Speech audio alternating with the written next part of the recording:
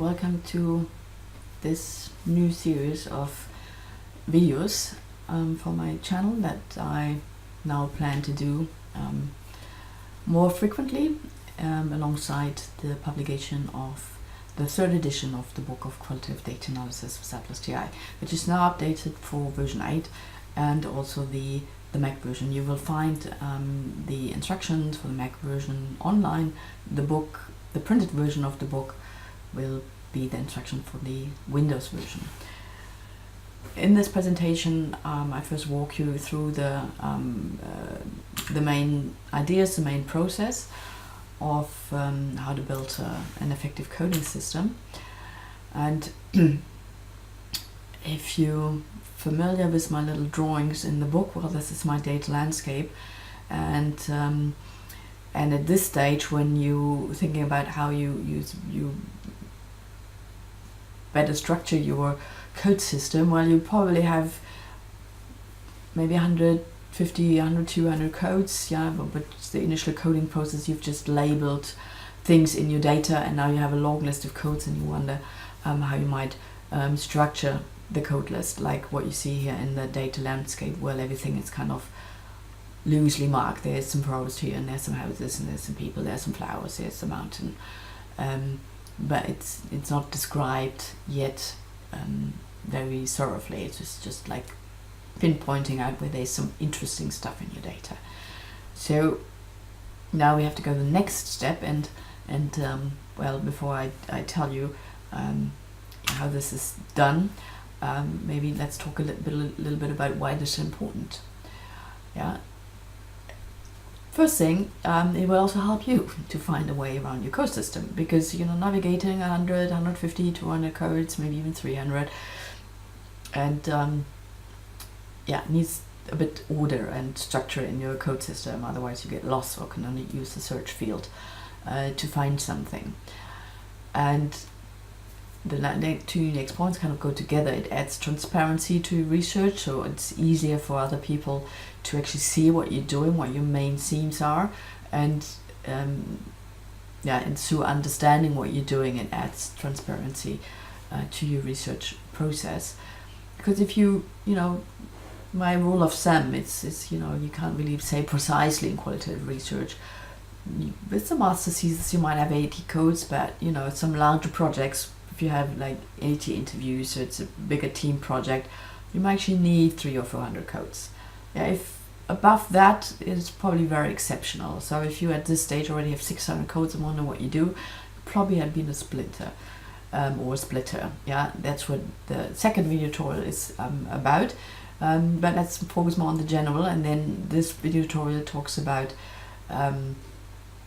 splitting codes, how to build subcategories if you have been a lumper, and then how to split codes. But the other option is, or the other, not option, but the other variant of this, of course, is you have lots and lots of codes with low frequency, and now you need to also want to add some structure to your code system.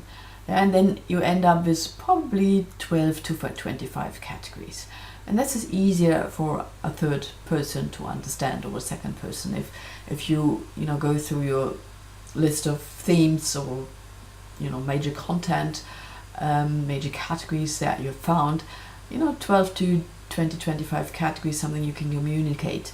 But 150, 200 single codes, it's not comprehensible for another person to look through it. Well, what also happens is when you structure a code list, you need to think what goes where, and you need to define your code. So define your code also will help you to realize, oh, this belongs to that category and this belongs to another category, and then through doing that, it adds methodological rigor, because then when you define your code properly, you will also more reliably assign the code further on in your research process. So maybe that already pinpoints when you're actually doing this. I mean, you're not adding structure to your code list at the end when you have coded everything. Yeah, you do this after you coded 3-4 interviews, and you realize, I already have 100 codes now, let's better now organize these codes. Yeah, so my first point of saturation that I recommend is if you start applying codes that you already have, that's a good point to stop. And then look at your code list and start to structure it. And the fifth point here on my list is that it actually helps you in further analysis. Because if it's an unstructured list of codes, if you then open the code co-occurrence tool, probably you don't see anything. Or also code document table, and leave alone the query tool, you probably even won't be able to build meaningful queries, or queries might be meaningful, but the results might not be something for you to see something interesting in your data. So you want to see pattern, and that's why codes have to have sufficient high number of quotations in them. There shouldn't be like 1,000 codes all over the place with very low frequency. You won't be able to see anything in your data. So it does also help you for analyzing data further after the coding process. What we are going to discuss in this video is to develop subcategories. And if you use the sample project from the companion website, this is what you see when you open it. It has like 1, 2, 3, 4, 5, 6, 7, 8, 9 codes. And a lot of these codes have high frequency. And now we need to actually revisit those codes and look at them and see whether we can split them into more meaningful categories with their subcategory codes. And I wouldn't really wait until I have 107 quotations collected somewhere in a code, because what you need to do actually is you need to reread all of it when you develop subcategories to get ideas. Yeah? You might already have some ideas in your mind, but for a more systematic development, it will be good to revisit all the quotations. And if you have 100 of those, of course, it takes some time to revisit those. Probably 20 or 30 already enough to give you an idea what might be possible subcodes. Yeah, so you do need to go through the quotations, read them, develop ideas, and then extract some more conceptual terms. So we want to get away from the descriptive, either more too abstract labels. We want to develop conceptual terms that actually have empirical relevance. The aim of all of this is that within a category you show all the topics that are in your data, so the variability of everything that is in your data related to that category. Yeah, and once you have decided that, then you can open the code split tool and start actually splitting your code. Yeah, I actually recorded this first, and I always looked at the PowerPoint, and it's always looked like I'm looking away. So I do sometimes have to look at my PowerPoint to see what's on it, but I do actually want to also look at you when you listen to this or watch this video.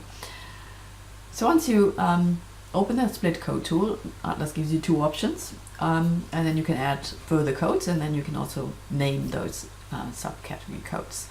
And then your task is to go through each quotation and apply them to one or more subcategories. You do get a preview in the split coding tool, so you can actually see the full content of it before you move it into a subcode.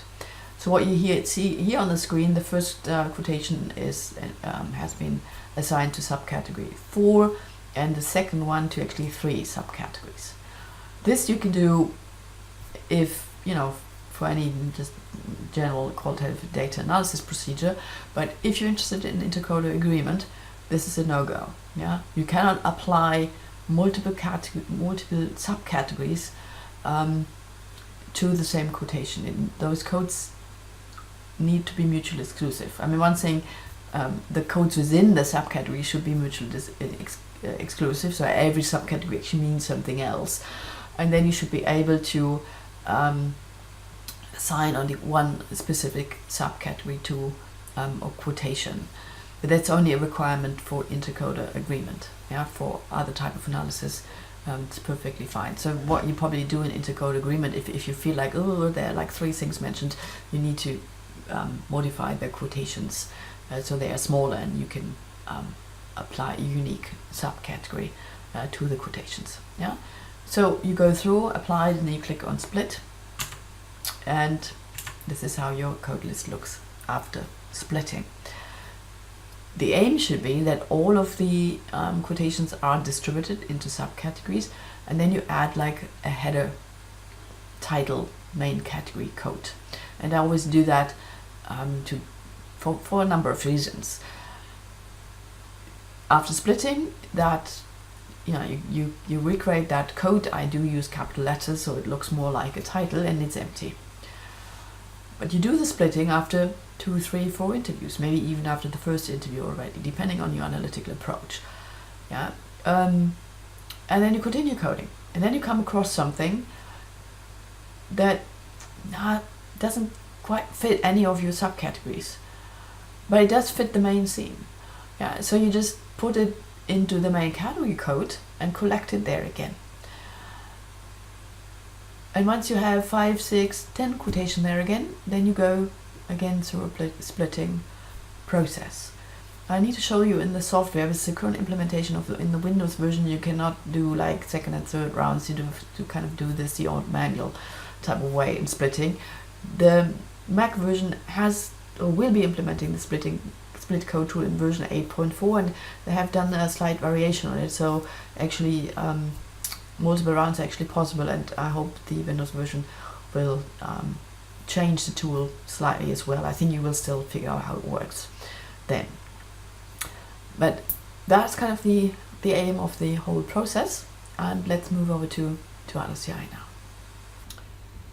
So here we are in ATLAS, and I filter my projects here for those for chapter 5, and here's the project, sample project for building subcategories. And as you've seen in my presentation before, there is only a few codes, and there's lots of quotations in them.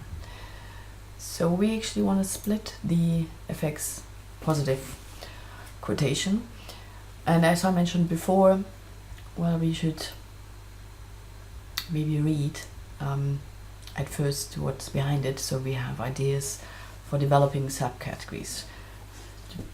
Just to go through quickly the different ways of doing it, I just double clicked on the code and I get the list of quotations. So once the program is actually updated to 8.4, we actually get previews at this point.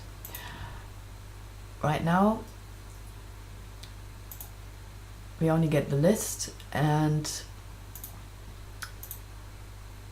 I dock the list to the left hand side, and now I can read through the quotations and get an idea for possible subcodes. If you prefer to read a report,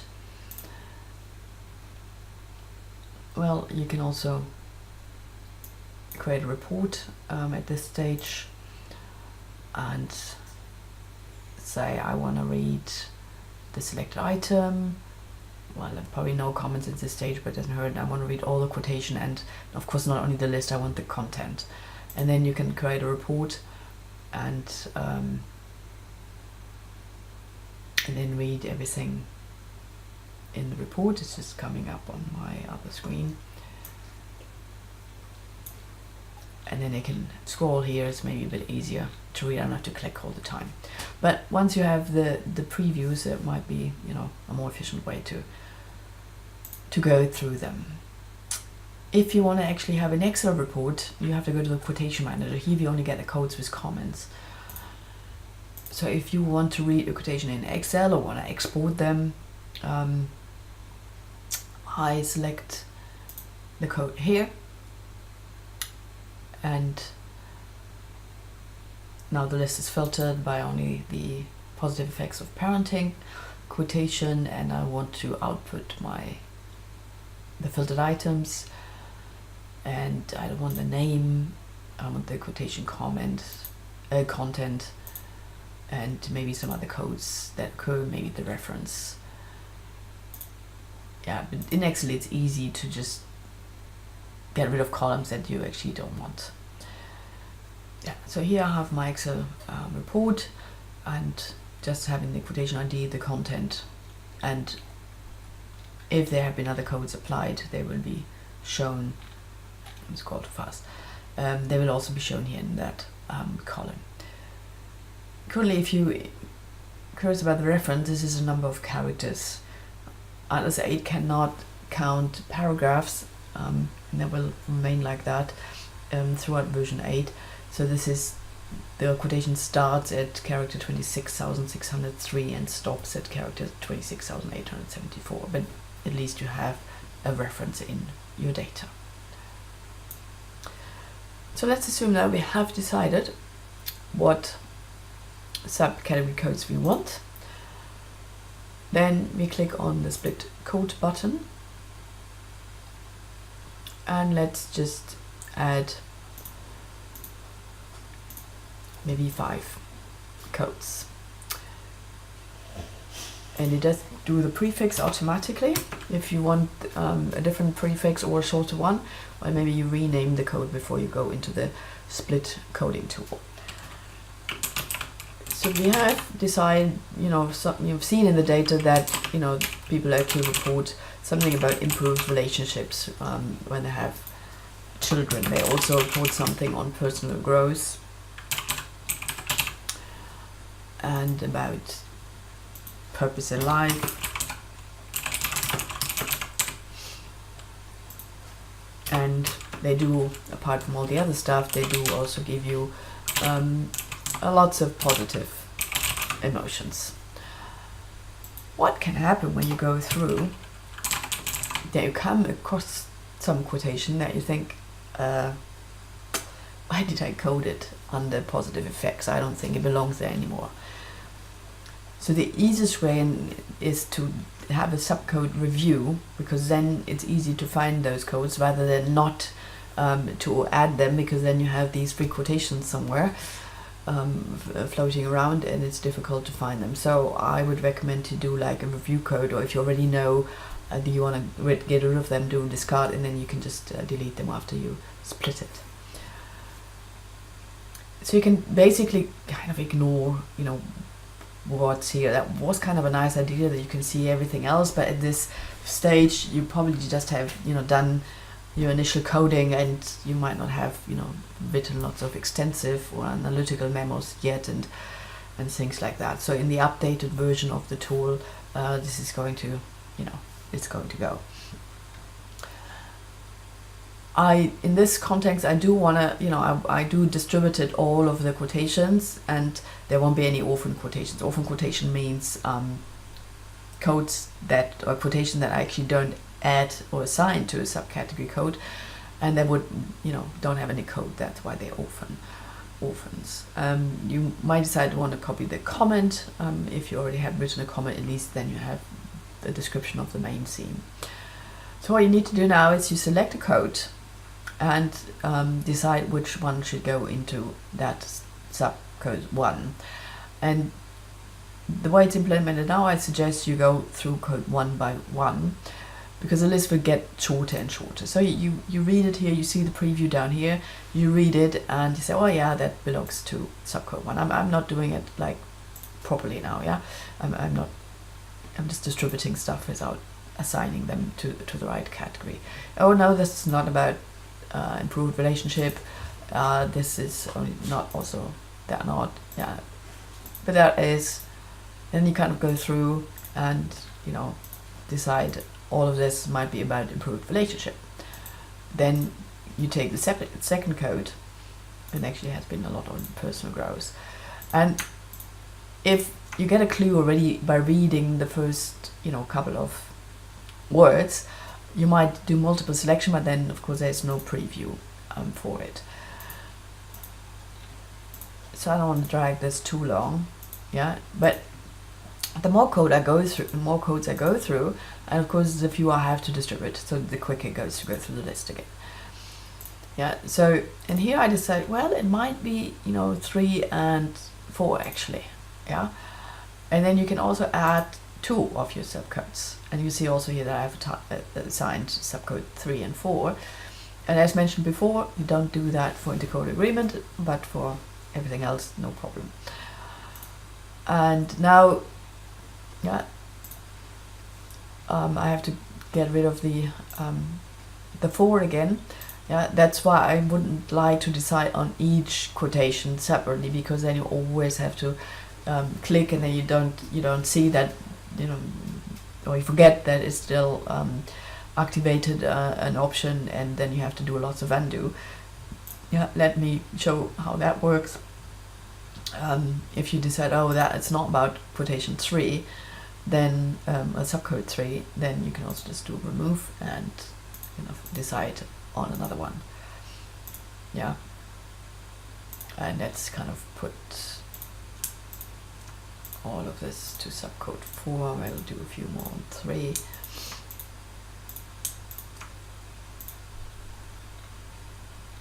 Oh, yeah, and then let's assume the last 2 ones were like bollocks.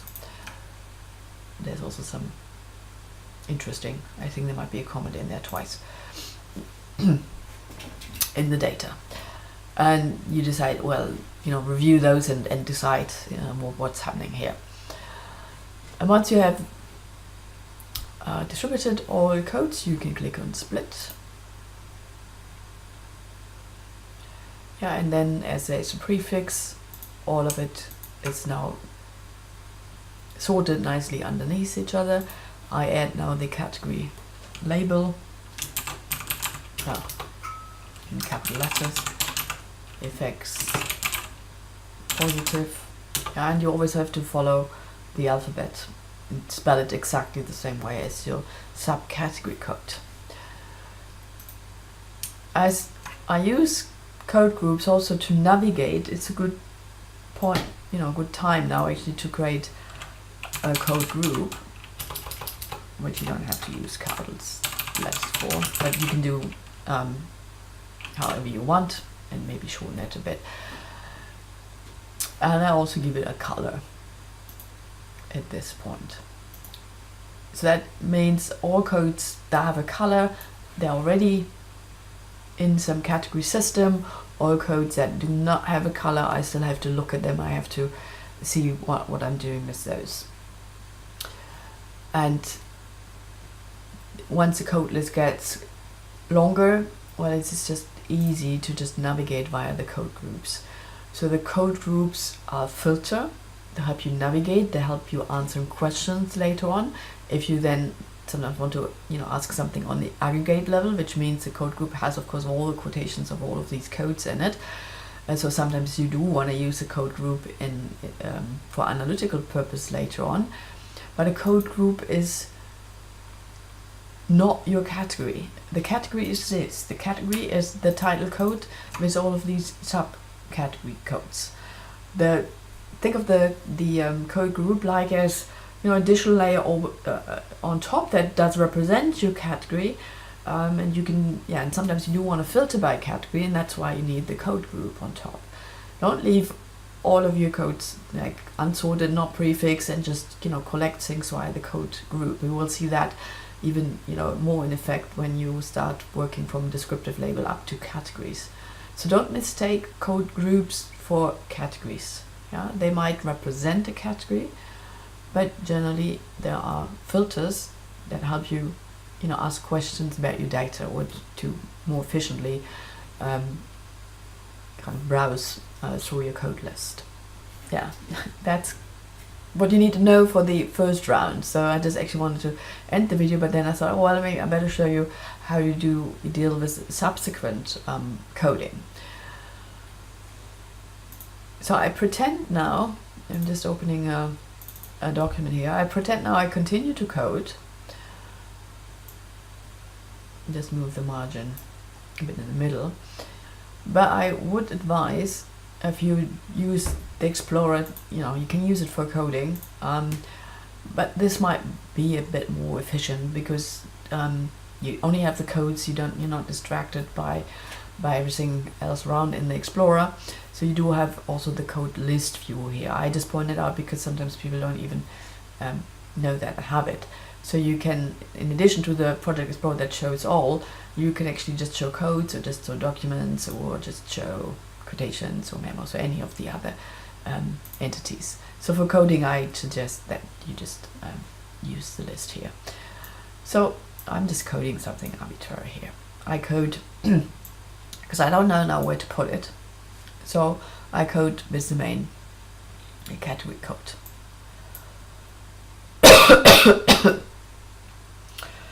I do have a bit of a cold, but I planned these video tutorials for today, so I have to go through this now. So I'll be back after I drank something. So now I have 3 quotations here that are not sorted into subcategory codes. So I want to review them now. So I get, now if the list is docked, or because I docked it before, you can either float it or move it to the right. Of course now this is a very big screen. Yeah, so that I don't need to use all of this. So I can go now through the quotation and decide, oh, this is actually about positive emotions. So I do now exchange the main category code with the subcodes. We don't want to code with both. You can always retrieve all the quotations via the code group if we want the aggregate to level, but we don't want to clutter the margin area anymore. It could also be that you said, well, if I rename actually this code into purpose and meaning, and like you see, I mean, these do actually cry for, you know, definitions and what do you mean with purpose, what do you mean with meaning, why do you want to cluster it together? Yeah, so this has to happen now at this stage. You do have to clarify your codes, but I just want to go through the mouse clicks here, but just to kind of give you some pointers. So now I go to the next quotation, and now as I've extended the code label, I can now know where to put them. And again, you know, this has nothing to do with the data that you see highlighted, just to show you the mouse clicks. Yeah, now my main category code is empty again, and I've distributed everything here. And then of course in the meantime, I probably would have reviewed those and discarded those I coded those with something else.